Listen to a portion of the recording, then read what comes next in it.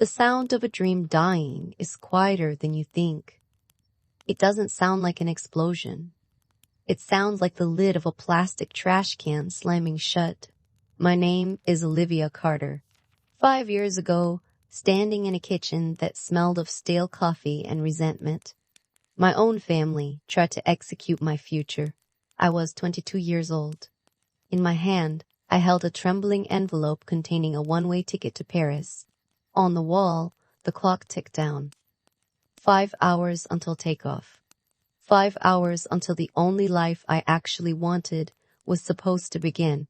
But my mother, Lisa, didn't see a future in that envelope.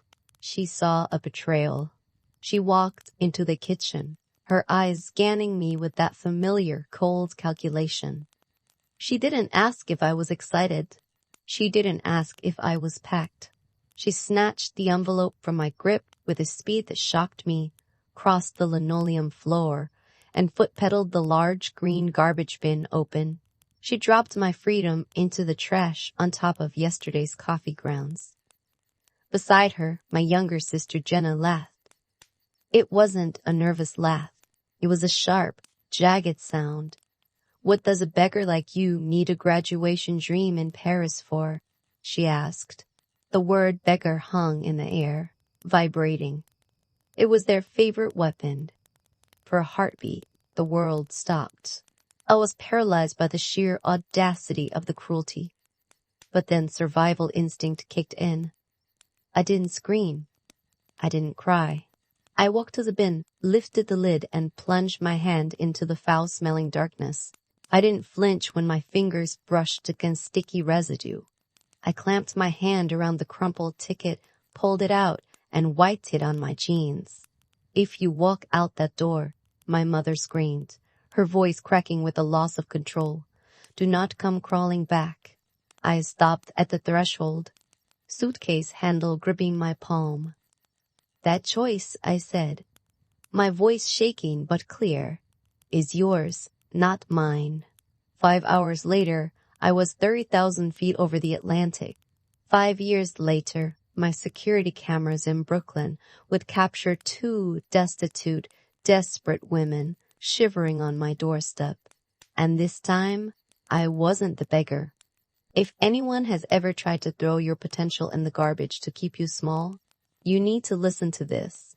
Hit that like button, subscribe, and turn on notifications. Because this isn't just a story about revenge.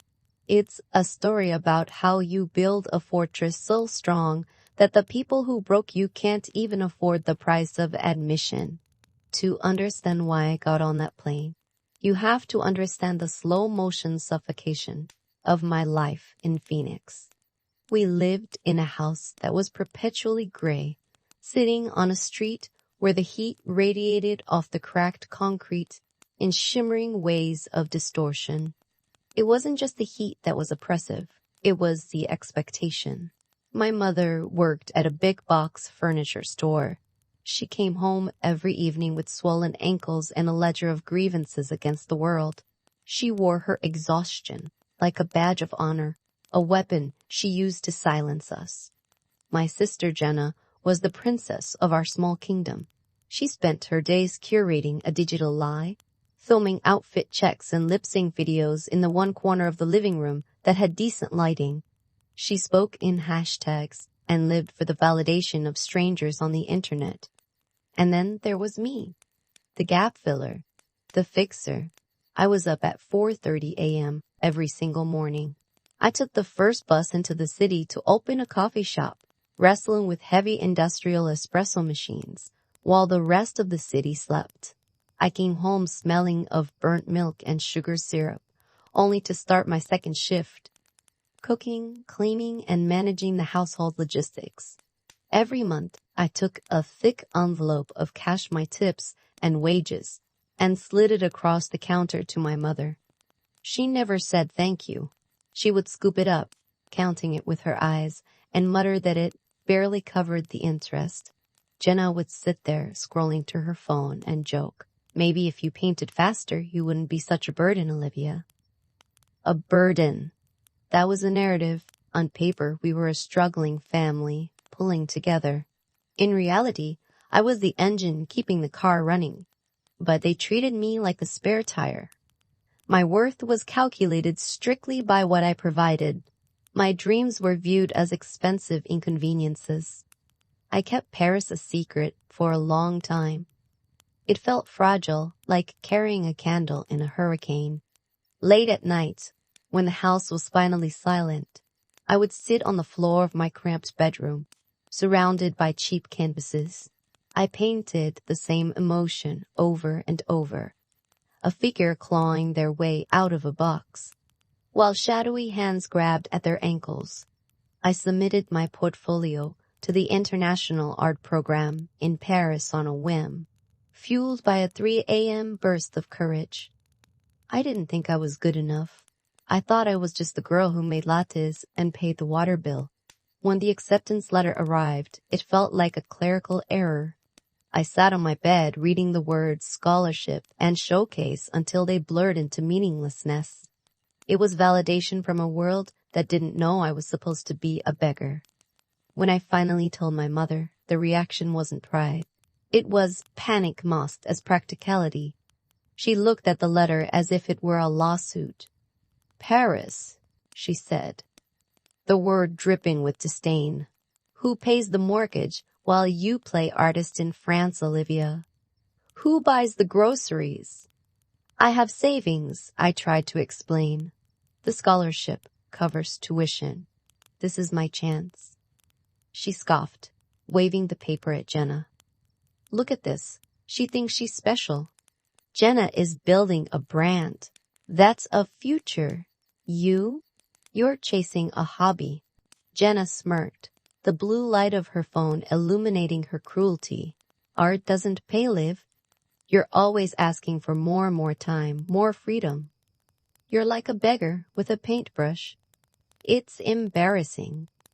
That night, standing over a sink full of dirty dishes that weren't mine, listening to the laugh track of the TV in the other room, I realized the truth. They didn't want me to stay because they loved me. They wanted me to stay because I was useful. I was the path of least resistance. If I left, the math of their lives stopped working. That realization hardened something inside me. It was the armor I wore when I reached into the trash can that morning. It was the fuel that propelled me into the Uber as I watched my childhood home disappear in the rearview mirror. I kept waiting for the door to open. I kept waiting for my mom to run out, to scream that she loved me, to apologize. The door stayed shut. The drive to the airport was a blur of adrenaline and nausea. My phone buzzed. It was Taylor, my best friend, a nurse who worked graveyard shifts and saw the world with brutal clarity. She had sent me a transfer 500 as she couldn't really afford. Her text read, I can't fix your family, Liv, but I can help you get on that plane. Don't look back. You're not the beggar. You're the prize. I cried then, not because of the cruelty I left behind, but because of the kindness I was carrying with me. Landing in Paris was a physical shock. It wasn't the romantic montage you see in movies. It was gray, freezing, and intimidating. The wind cut through my Arizona thin jacket. My dorm room was a shoebox on the outskirts of the city, with a single window overlooking a noisy alleyway and a radiator that clanked like a dying engine. The silence in that room was heavy. For the first time in my life, I was completely alone. No shouting, no demands for money, no passive-aggressive comments about my outfit. It was terrifying, but it was mine. Reality set in fast. My scholarship covered the basics, but Paris is a city designed to drain your wallet. I needed a job immediately. I printed resumes at a local library and walked the streets until my feet blistered. I didn't speak the language well. I was rejected by bakeries, boutiques, and bars. I was the American girl with the desperate eyes. Finally, a small cafe near the art school took pity on me. I was back to making espresso, but this time the steam smelled like freedom. Through the school network, I heard about a gallery needing manual labor. Not an artist over. I showed up at the address. Gallery Rousseau. Elise Rousseau was a force of nature. She was a woman in her 60s, with silver haircut in a sharp bob and eyes that could appraise a painting or a person in 3 seconds flat. She looked at my resume, then at my hands. I need someone to carry crates, patch drywall, and stay invisible, she said in perfect, clipped English. Can you do that? I can work harder than anyone you've ever met, I said. And I meant it. For 3 months, I was a ghost in her gallery. I sanded walls, hung lights, and carried sculptures that weighed more than I did. I absorbed everything. I listened to how she negotiated with buyers, how she critiqued brushwork, how she curated a narrative in her room. One rainy Tuesday, I was closing up, sketching in my notebook at the front desk. I didn't hear Elise approach. Let me see, she commanded. I froze. My sketches were raw, messy things mixed media, chaos of receipts, torn tickets, and charcoal figures. I hesitated, then handed the book over. She flipped through the pages in silence. The ticking of the wall clock felt like a hammer. Finally, she stopped on a sketch of a hand emerging from a garbage bin, grasping a glowing ticket. You are very literal, she said, snapping the book shut. But you are not boring. Bring me 3 finished pieces on Monday. If they are garbage, I will tell you. If they are not, we will talk. I didn't sleep that weekend. My tiny dorm room became a disaster zone of paint fumes and adrenaline. I poured 5 years of Phoenix heat and resentment onto those canvases. I used actual trash ticket stubs, coffee sleeves, eviction notices I had saved, and layered them into the paint. When I brought them to Elise, she stared at them for a long time. She placed a finger on a jagged edge of a painted receipt. This carries weight, she said softly. We will hang this one in the back corridor. It is a start. That first sale happened 2 weeks later. An American tourist bought my small mixed media piece for 400 euros. It wasn't a fortune. But when Elise handed me the envelope of cash, it felt heavier than the thousands I had given my mother. This was money generated by my soul, not my servitude. I was no longer just a service worker.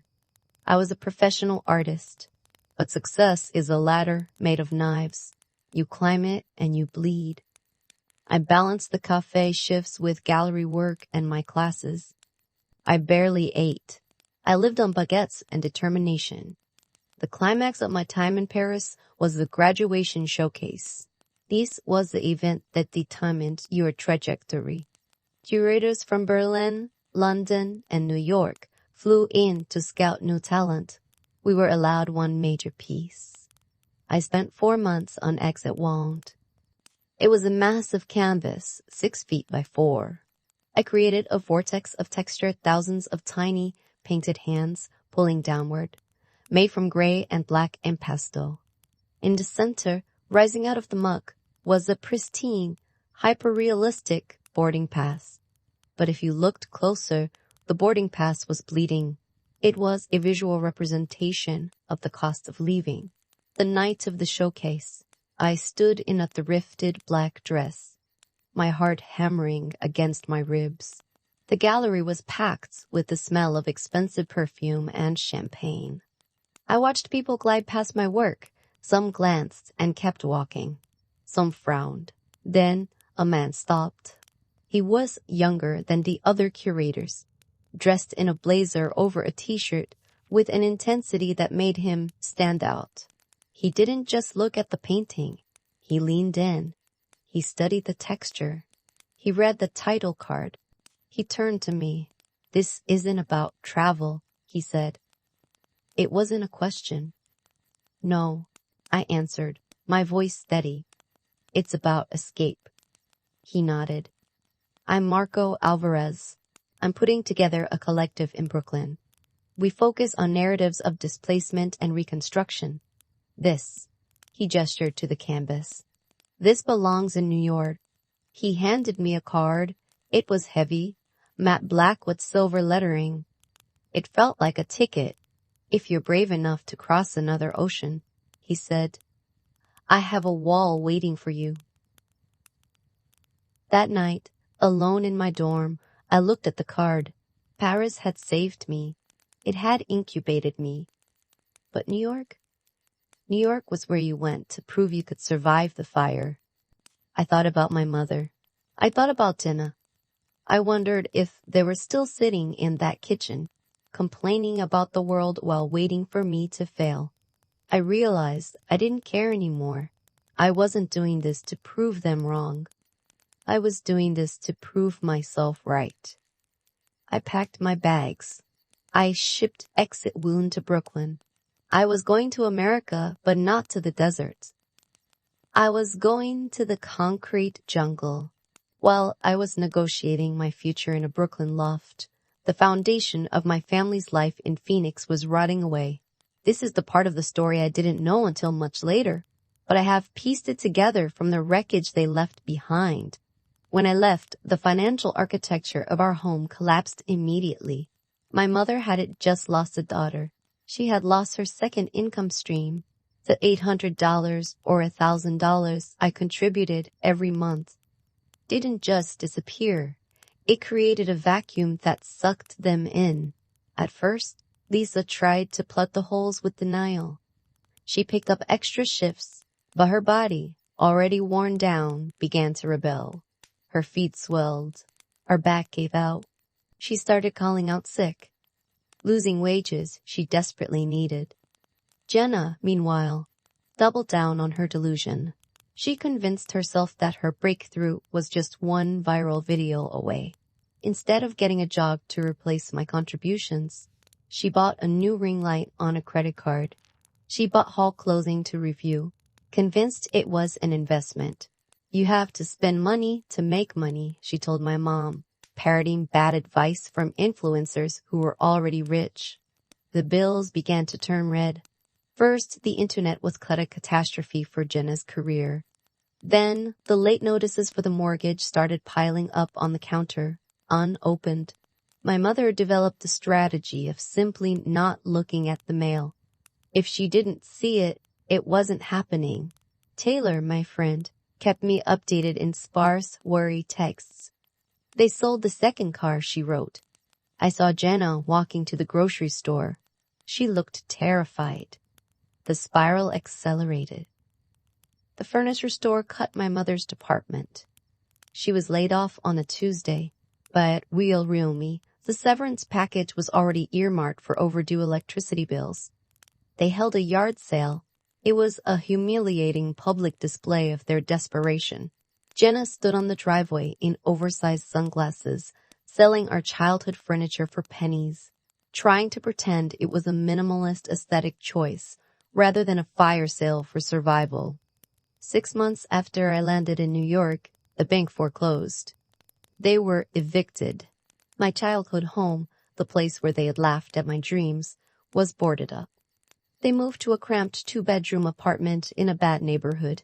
Then, when the deposit money ran out, a motel. And finally, when the credit cards were maxed out and frozen, a shelter. It was in the shelter, sitting on a cot surrounded by strangers, that Jenna was doom-scrolling on a cracked phone screen using public Wi-Fi. That's when she saw it. A shared post from an art blog, The Art of the Exit, Olivia Carter's Brooklyn Debut Sells Out. There was a photo of me. I was standing in Markle's gallery, wearing a tailored suit, looking directly into the camera. Behind me was a new series of paintings. The caption mentioned the price of the lead piece, $12,000. Jenna stared at the number. My mother leaned over her shoulder, squinting at the screen. The silence between them must have been deafening. The daughter they called a beggar was being toasted in the art capital of the world, while the family who threw her out was sleeping in a room that smelled of bleach and despair. She has money, my mother whispered. It wasn't pride, it was hunger. She owes us, Jenna said, her voice trembling. We raised her. We made her. They scraped together the last of their resources. They didn't buy food. They didn't save for an apartment deposit. They bought 2 Greyhound bus tickets to New York City. They were coming to collect. If you are listening to this and you feel your pulse rising, you know exactly what this feels like. The zombies from your past don't stay dead. They smell your success and they come hunting. But here is the difference. The Olivia they were coming to find didn't exist anymore. They were traveling across the country to meet a ghost. The woman waiting for them in Brooklyn was made of steel. New York City does not care about your feelings. It only cares about your hustle. When I arrived at JFK, dragging my life in 2 suitcases, the humidity hit me like a physical blow, but it felt different than the dry heat of Phoenix. This air was electric. It smelled of exhaust, garbage, and infinite possibility. Marco Alvarez was true to his word.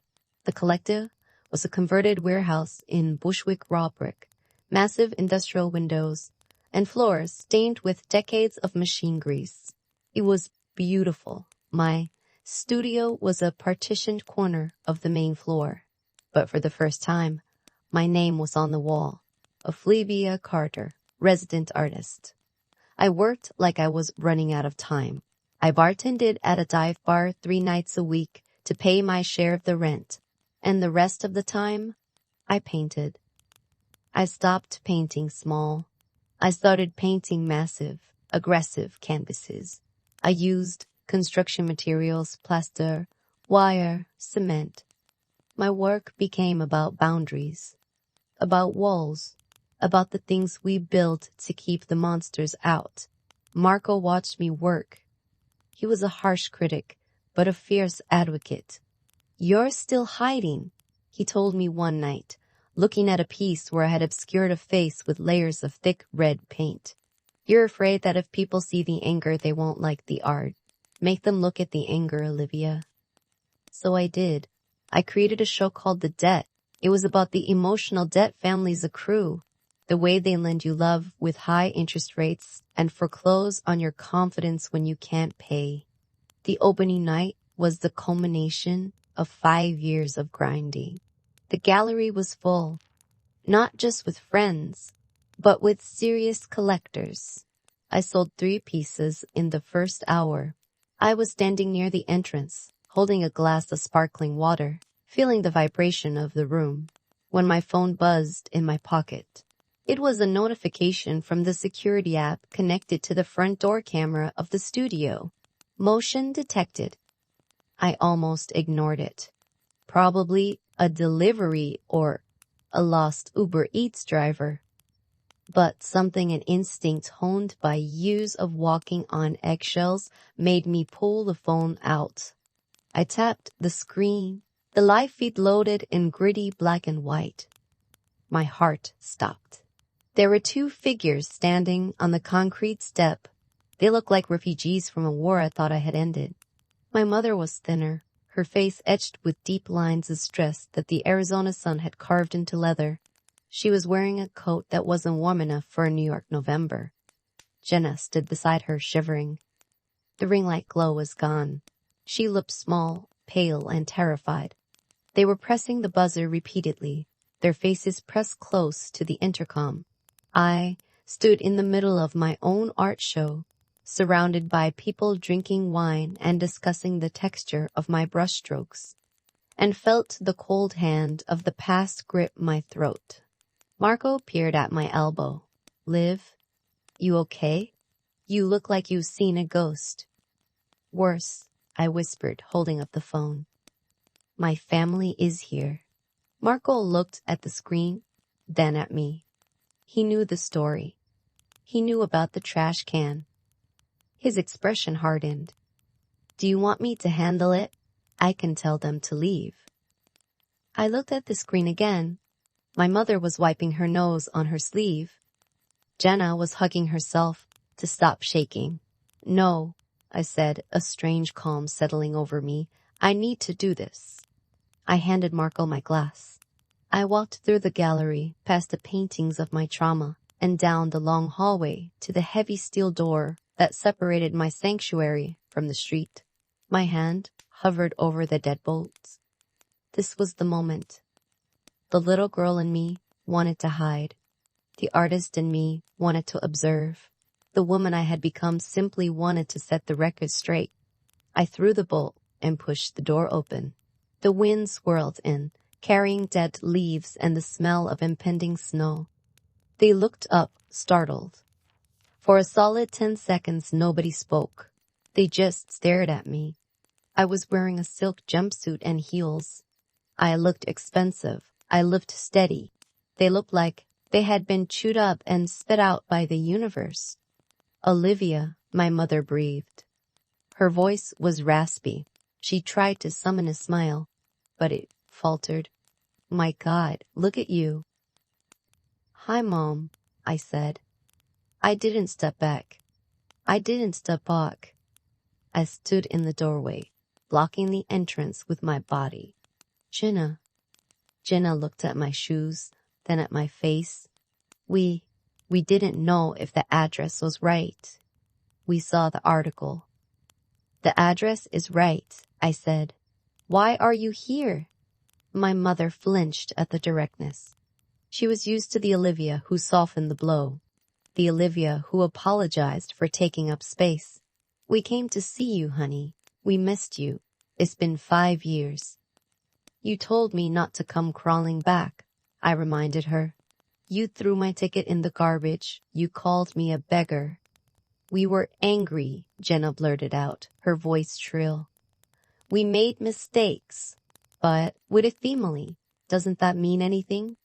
It means everything, I said. That's why it hurt. My mother stepped closer, trying to leverage proximity. Olivia, please, it's freezing. Can we just come in?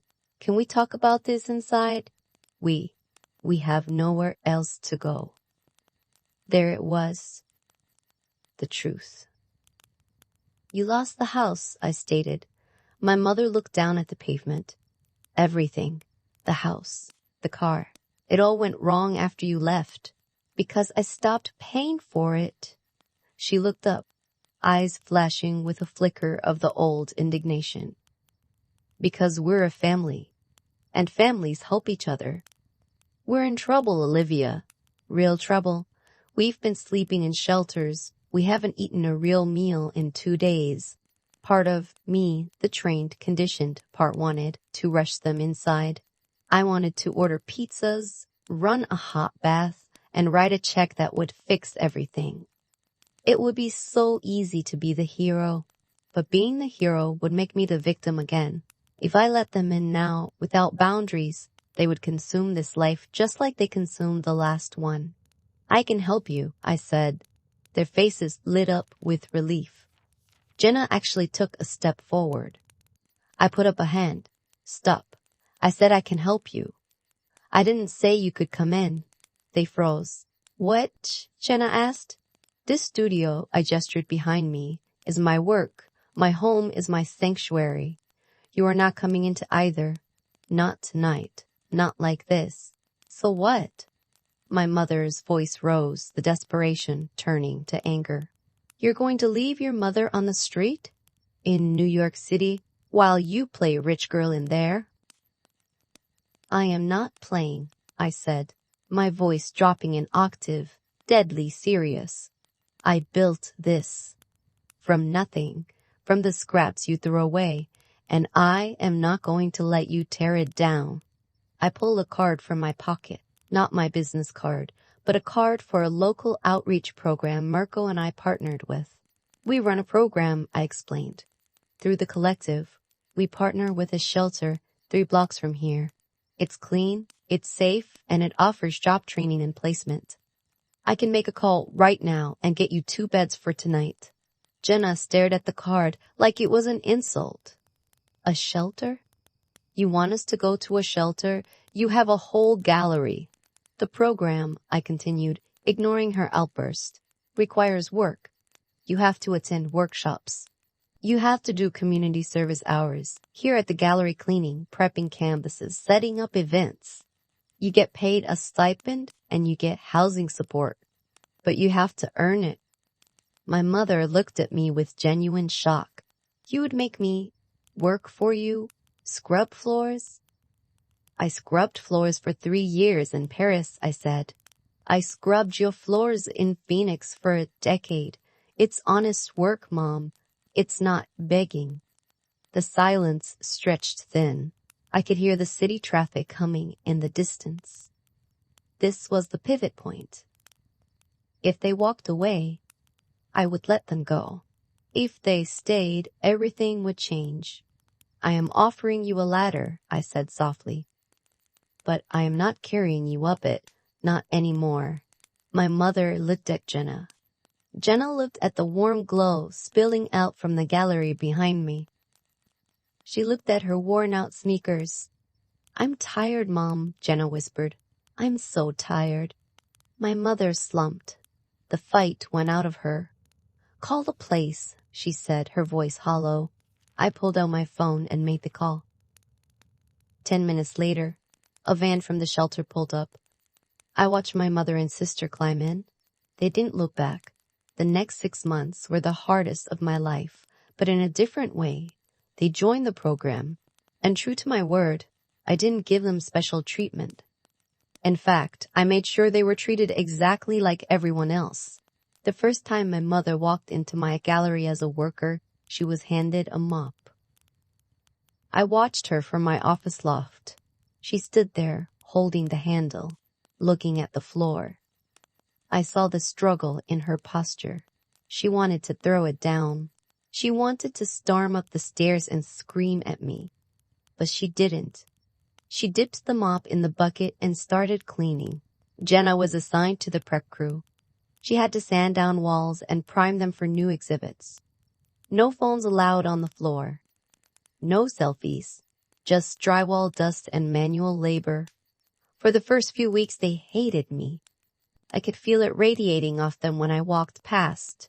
We've known me as Las Distics. The paint delivery is late. The bathroom on the second floor needs supplies. But slowly, the work started to do what work does. It grounded them. Jenna was the first to crack.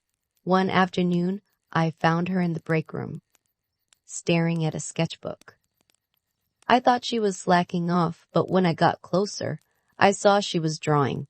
It wasn't good, it was stick figures and rough shapes, but she was focused. I didn't know you drew, I said. She jumped, closing the book. I don't. It's stupid. It's not stupid, I said, pouring myself a coffee. It's quiet. You are always so loud, Jenna. Maybe you needed a quiet place. She looked at me, her eyes rimmed with red. I'm sorry, she said. It was barely a whisper. About the beggar comment. I didn't know how hard it was to actually have nothing. Thank you, I said. I accept that. My mother took longer. She was stubborn. Her pride was a fortress. But the breakthrough happened during one of the mandatory group therapy sessions the program required. I wasn't supposed to be there, but the facilitator asked me to sit in. The topic was expectation. When it was my mother's turn to speak, she sat with her hands clasped tight in her lap. I pushed my daughter away, she said to the room. She didn't look at me. Because I was jealous, the room went silent. I was stuck, she continued. I hated my job. I hated my life. And she had this light. She had this dream. And instead of fanning the flame, I wanted to blow it out because it made my darkness look darker. She took a ragged breath. I called her a beggar, but I was the one begging her to stay in the misery with me. I felt tears prick my eyes. It wasn't a full redemption.